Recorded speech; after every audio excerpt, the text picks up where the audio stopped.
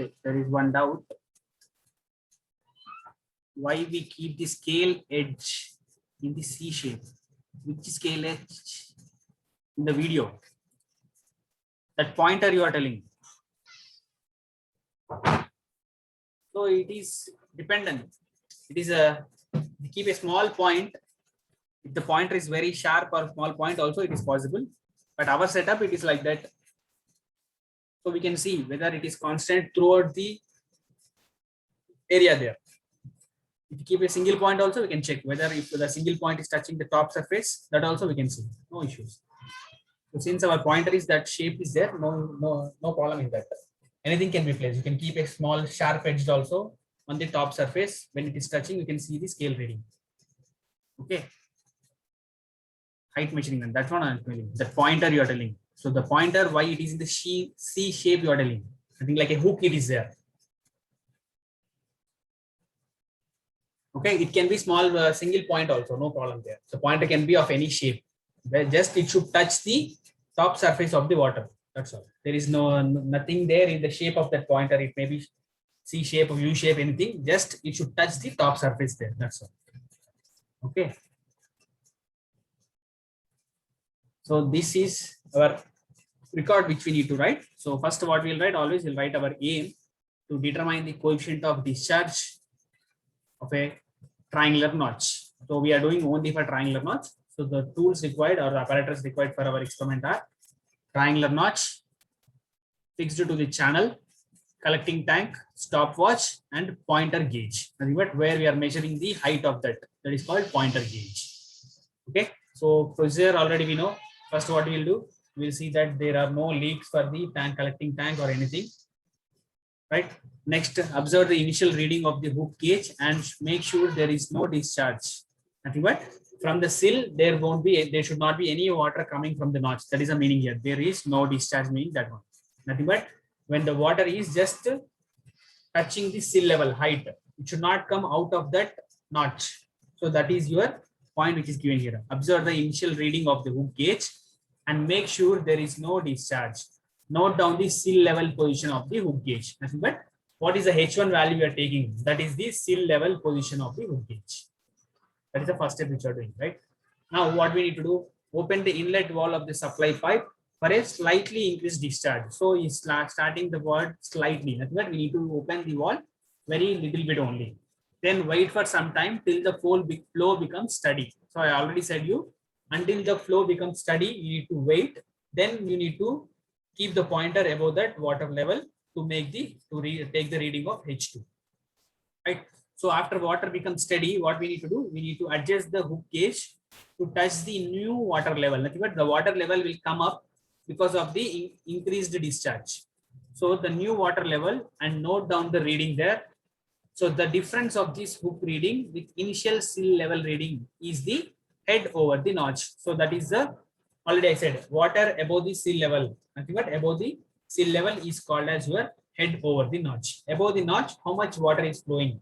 That is this one, head over the notch, H value. So there we have taken delta H. Here it is written as H value. Okay.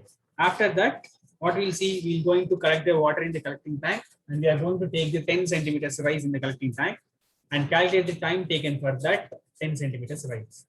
So these 3-4 steps we need to repeat again by opening the inlet wall. Right. So after completing the table, we are going to find the coefficient of discharge from the calculation part, and from the graph also we are calculating. Draw the necessary graph and calculate the notch. Right. So these are the steps for the procedure. After writing the procedure, what we'll do, you can draw this figure, notch, triangular notch. And I already said the nap means the water which looks like a transparent plate coming over the notch is called as your nap. Okay, so now you can see here, this is your triangular notch, and backside you can see this pointer is called as your sill level. So backside of that we will have water filled fully over the channel. So that is called as your sill level. Okay, so this is the diagram. Next, so first we are taking H1 initial hook gauge reading. That is H1 what we have taken in our experiment is 16.6 constant throughout the experiment. right? So after that, we need to take a model calculation for calculation of QA and Q theoretical. So for finding QA, we need area, we need H means here 10 centimeters rise. T is the time taken for that 10 centimeters rise. See here, rise of water in the collecting tank is in centimeters. So remember, in tabular column, if you are taking what you are taken there, delta H we are taken. So you can change the delta H to capital H like this. So this is capital H. Okay, here and there it should be same actually. So H equal to rise of water in the collecting tank in centimeters. T is the time taken for the tens.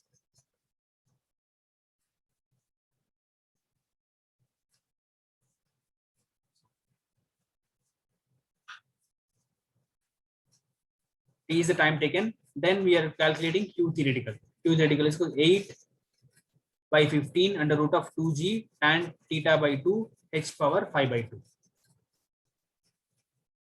Next, G equal to acceleration due to gravity, that already we know. H value, H is the head of water causing flow in centimeters.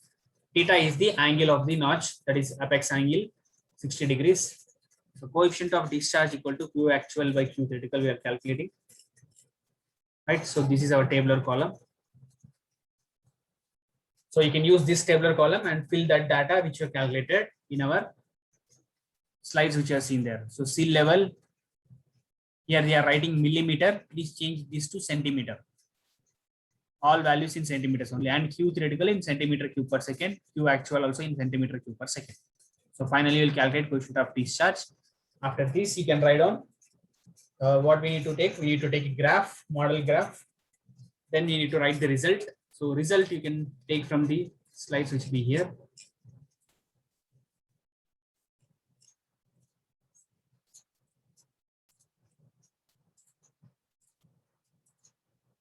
So result, coefficient of discharge CD from the calculation is 0.59 and coefficient of discharge CD from the graph is 0.55. So these steps you can take result.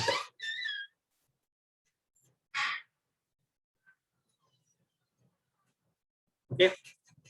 So this completes our experiment 4.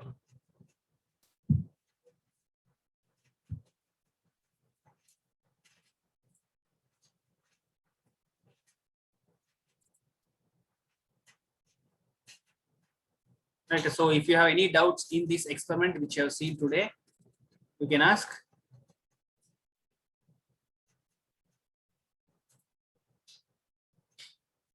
Sir. Yes, sir. Sai Prasad, tell me. Excuse me, sir. Yes, tell me, Explain sir. how to calculate seal head, sir.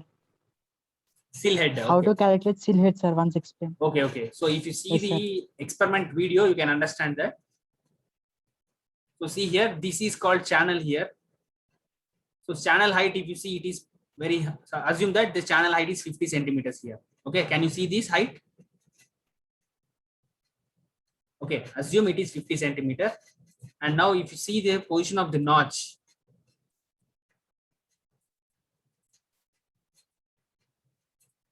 okay, so if you see here, so this total height is 50 centimeters. If you see the notch position, you can see there is some metal plate here. Assume that it is not fully notch, up to down we don't have this groove, up to some half part only we have this groove. Okay, so the water can stay back of this notch. So what happens when you open the valve of the pump there, the water will first fill backside of this up to this height. So the water should not flow. Now you can see there is no water flow here, just water is stagnant here, it is just filled there. So now what you need to do, before the discharge starts from the notch, above the notch, now we need to take the arrangement of the scale pointer. Here you can see the pointer is touching the top surface of the water, and you can see the water is also just, it is in the steady position, but there is no movement for the water. So at that time you can use this knob of the scale to move it up and down. The scale will move up and down now. So when you move the scale up, what happens, this pointer will come and contact in the top surface. At that time you can note down the reading which is shown at this part, either top or at the bottom, any one you can take as the reading. Okay, so the scale starts, assume that the scale is starting from here 0 to this 16.3. so what we can see here is 16.3, 16.6, which we have taken as our reading, first initial reading before the water starts flowing over the notch here. Okay, so this will be our first reading of seal level. Okay, seal level height is this one, constant value. Not from the bottom to down. We are taking from the here to our position, our pointer is there, no, from there to this level. Because we need to take the height with respect to this scale readings only.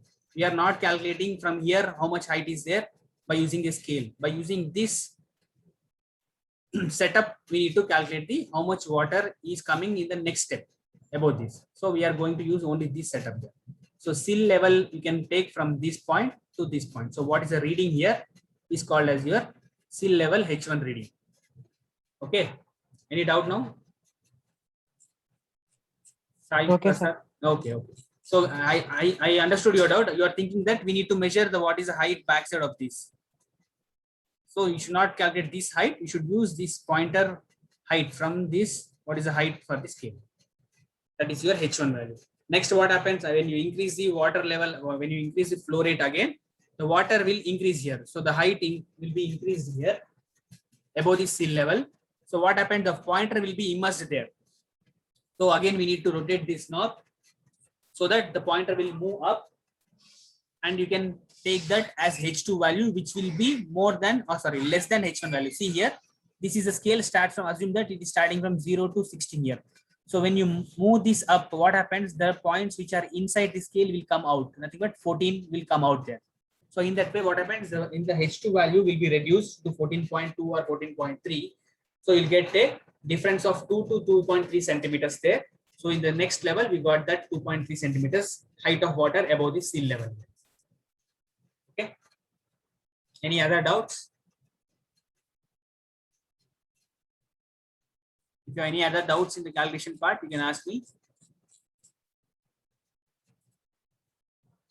Okay. So anybody who are here in the class now who has not written any assignments of 1 and 2 for our FMHM subject? Yes. Still, the Google form is working. You can upload the assignment because you are going to get marks for that assignments. Already our HOD sir has informed you yesterday. Anybody who has missed any quiz? Quiz are conducted, I think. Anybody who has missed the quiz from these students who are present here? Nobody?